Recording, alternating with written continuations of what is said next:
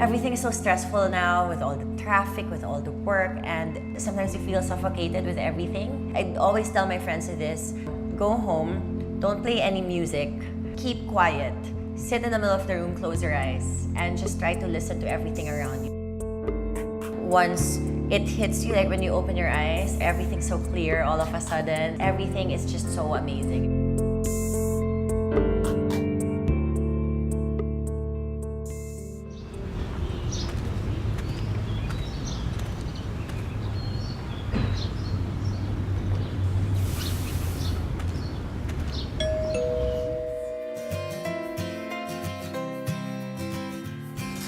Hi! Hey guys! What's up? Hello. Nice to meet you. Nice to meet you. Okay, you wanna come in? Okay, let's do it. I am making some oatmeal. Okay. Yes, it's oats with... Thanks for coming. Of course, because I heard you were making some stuff. I'm always making stuff.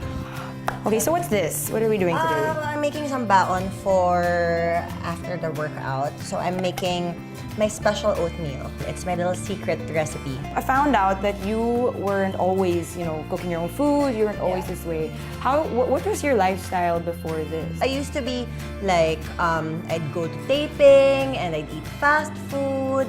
And then as of, like 3 years ago, I decided also, so I started to eat healthy na. I started my own research and then I enrolled in cooking classes. When I learned how to cook, that's when I saw how much butter and salt and all of these stuff that aren't healthy, how much they put in the food. So from then on, I got more conscious with what I put in my body. So after that, it just made me feel so much better. Even my skin shows it, even how I interact with people, even my mood changes because of food. I used to do like fasted cardio, intermittent fasting, and especially with my line of work, I teach yoga. I teach like 3 to 5 classes a day.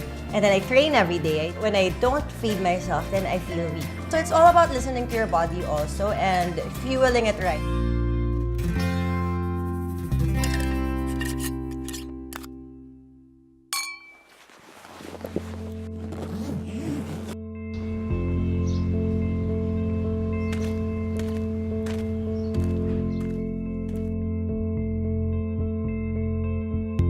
I enjoy regular yoga, but I've never done yoga that required me to not be on the mat.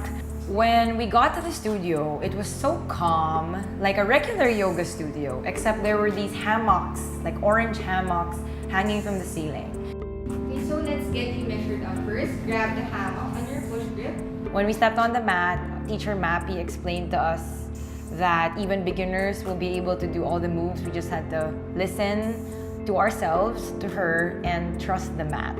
So walking in it, I was less intimidated and more like, let's get this on. Okay, so push the hammock down, bring the hammock a little wider than your hips. Push the hammock down, lift your heels up, lift one knee up, and slide yourself inside of the hammock. Okay. Okay. You can do it. I'm excited. Whenever I would suck doing the pose, it was because I was second guessing the move. So when she told us to like lift our legs, I would just kind of lift it up, or I'd be afraid to like lie back down. Okay, wait. Okay. Things are harder when they're explained to you while you're putting that. Physically, there's a pain in areas of my body that never really felt that pain before.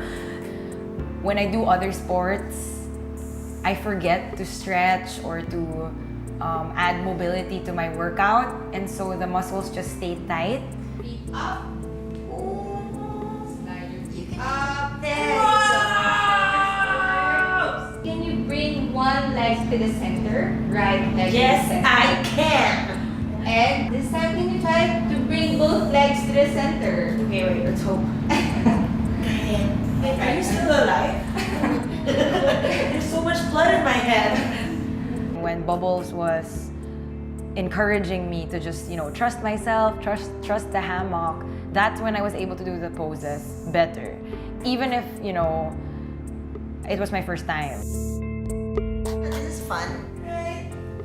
your practice is your practice. It's different from whoever is beside you on the mat. Because if you keep comparing yourself to others or the progress of other people, then you're gonna be unhappy. I think holistic wellness helped me function better because I'm more mindful with everything that I do. I became more conscious of how things affect me or how things would affect other people. And then it taught me how to let go of resentment. So every time I feel irked over something, I'm just like, okay, nope, you're not gonna have power over me.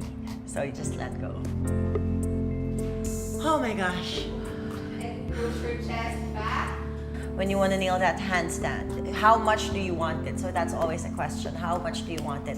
Are you willing to struggle for it? So up until you reach your tipping point, then you just keep on pushing. And I think with yoga, it just made me more aware of where I am. Hands down to your hearts. Anti-gravity is not only a workout for the body, but also a workout that focuses the busy mind. So thank you, and I hope to see you again. Namaste. Namaste.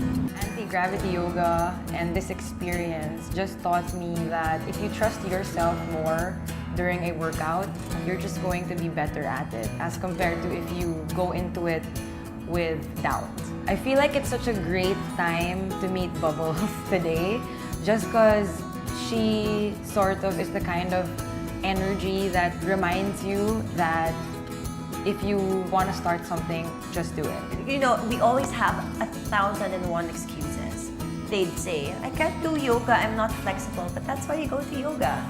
Or I can't do this, I'm not strong, but that's why you do it. Instead of being so negative that I can't, be like, I can and I will. So it's all about changing your mindset.